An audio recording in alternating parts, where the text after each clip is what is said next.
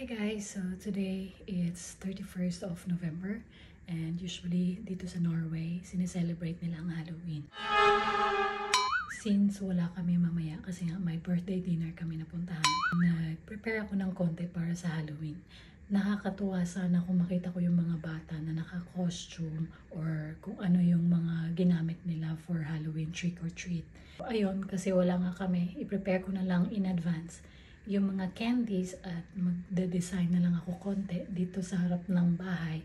Pwede nilang mapag trick or treat. Ang naisip namin ni Dong Jørgen is iiwan lang namin yung candy sa labas.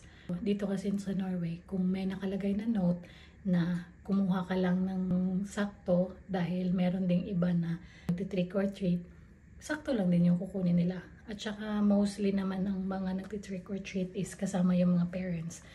Ayun, excited ako mag-prepare ngayon dahil tulog nga si Isabella. And let's see kung ano yung mangyayari mamaya. Sayang lang talaga kasi hindi ko makuha na ng video. Pero at least masaya yung mga bata pag makita nila mamaya na may candy. At the same time, meron akong pakonting design sa labas ng bahay.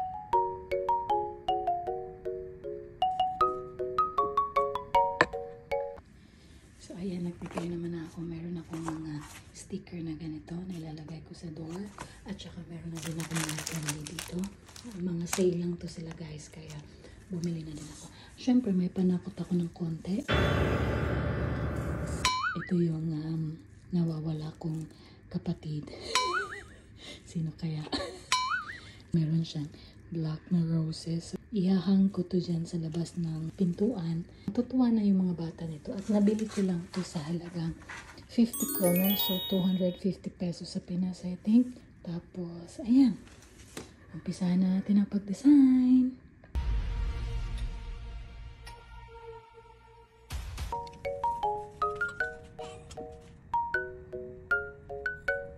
At nagising na nga dyan si Isabella at nasa stroller lang siya, nakabalot. Kasi medyo malamig na dito sa labas ngayon. Ito naman kasing anak ko, may dugo talagang Norwegian kasi gustong gusto talaga din na nasa labas. Fast forward ko na nga yung video kasi talaga naman naka-fast forward din yung galaw ko dyan kasi baka ma-board siya. Iiyak talaga yan. Gusto naman kasi niya lagi siyang nilalakad kaya paano kung matatapos kung ilalakad ko siya.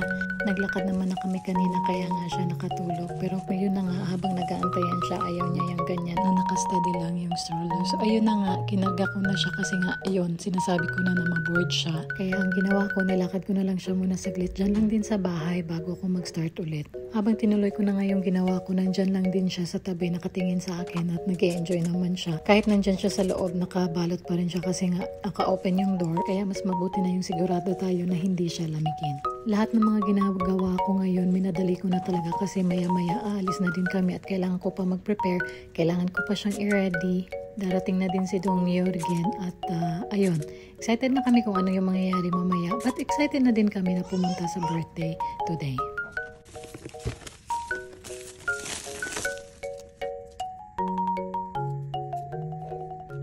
Itong pumpkin pala kahapon ko pa ito ginawa kasi pag ngayon ko ito ginawa, hindi ko na kayang tapusin lahat dahil maaga yung birthday dinner namin.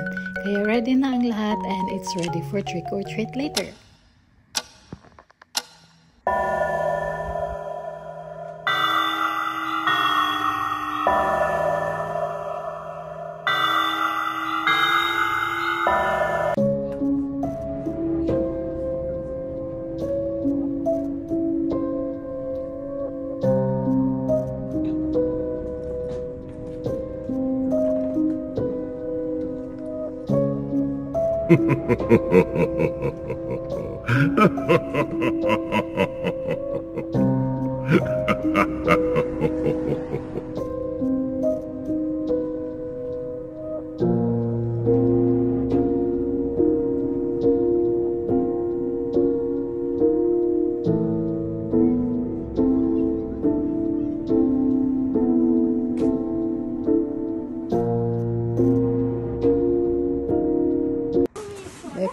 Ta deg.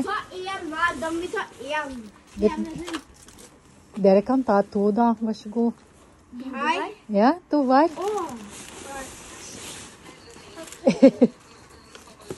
Så mye godteri nå. Jeg vet det. Fordi far ringte. Ja, vi skal bare gå litt med. Vi skal bare gå litt med. Ha det! Og det var en fin dag. Ha en fin dag!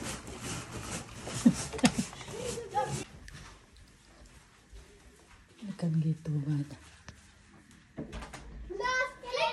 Hei! Da kan dere ta en hver. Etter to, da. Tuh, biar kemarin gitu. Wow. Tusen takk. Mari Glenn.